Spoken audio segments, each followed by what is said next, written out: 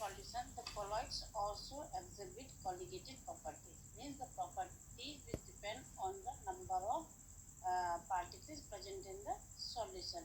Because of their big size, we cannot dissolve much amount of solute into the water, or even if we are dissolving good amount of solute, then also the number of particles or moles will be less. So because the properties are depending on number of particles which are less, hence the value of colligated property for colloidal solution is much less than that of true solution.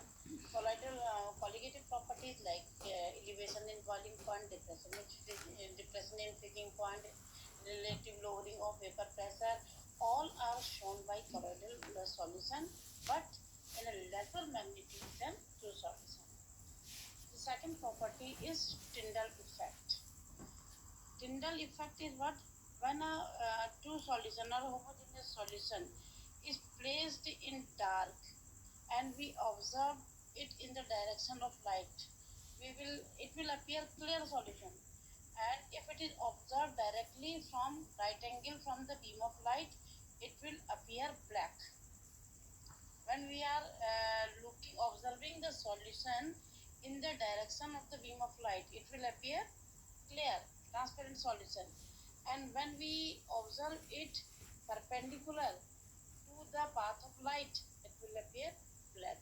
But what will happen with the colloidal solution? If the same experiment is repeated with colloidal solution, the solution is observed right angle to the path of the light, we will see that the path of the beam is illuminated by a bluish light, and this illumination of the path of light when passing through a colloidal solution is called Tyndall effect. This phenomena was first observed by Faraday and then later studied by Tyndall, has given the name Tyndall effect. The bluish light, it is because this phenomena is taking place because of the scattering of light. The light which is falling on the salt particles are scattering this light, and this illumination of path is because of the scattering of light by salt particles. As you have studied in class 10, that scattering of blue color is maximum, hence we see a blue color cap uh, on each particle. Particles are not visible, we cannot see the salt particles with naked eye, but a blue color cap is visible, which makes the path of light visible in bluish color. Clear? This is called Tyndall effect. There are certain conditions for a colloidal solution to exhibit Tyndall effect. What are those conditions? A. The diameter of dispersed particle, means size of dispersed particle, should not be much smaller than the wavelength of the light. And second, the refractive indices of dispersed phase and dispersion medium should differ greatly. If the difference in the refractive index will not be there, scattering would not take place. So the two conditions are there for any colloidal solution to exhibit Tyndall effect. And this can be used, this property of Tyndall effect can be used to distinguish between true solution, suspension, and colloidal solution. How to see the Tyndall cones, blue color cones on the head of each particle? We use a special type of microscope called ultra microscope. This ultra microscope too cannot tell us the size of particle. It can only just give us the location of the particle on whose head the blue color is shining. Clear? Now next property is color of the salt particles. Most of the colloidal solutions are colored. This color depends on the wavelength of the two factors. A wavelength of the light which is scattered by dispersed particle, as we have already studied that the salt particle are scattering the light, so it will depend on the wavelength of the scattered light, and it will depend on the size of the salt particle. Then if the particle, this we have given an example here.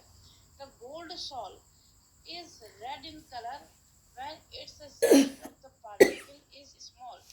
As we are going to increase the size of the particle, it appears from purple, then blue, and finally it becomes golden. So whenever we have seen the preparation of salts, we are not using any method in which we are preparing the salt of any particular size.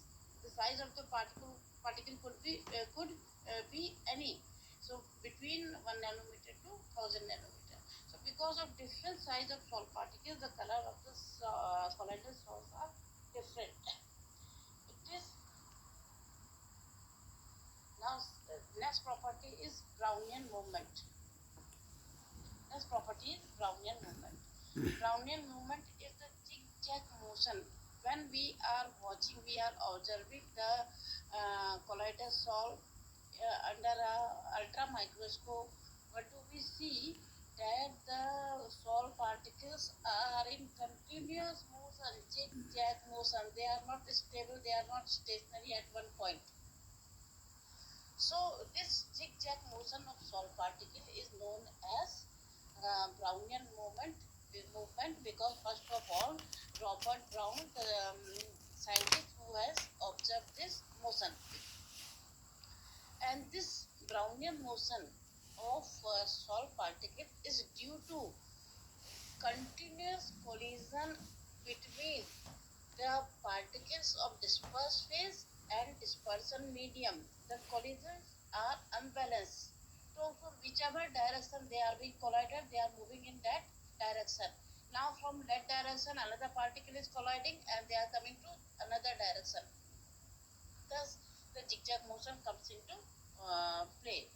Now, this proves the kinetic molecular theory of liquids. The liquid molecules are always in random motion, and due to which they are colliding with the salt particle. Now, Next property is Brownian movement is depending on, that is affected by the size of the particle and the viscosity of the liquid. If the viscosity is high, the zigzag movement will be less. If the size of particle will be big, the movement will be less. The significance we had already discussed, that because of the random movement, the particles do not show a tendency to settle down and makes the colloidal salt very stable.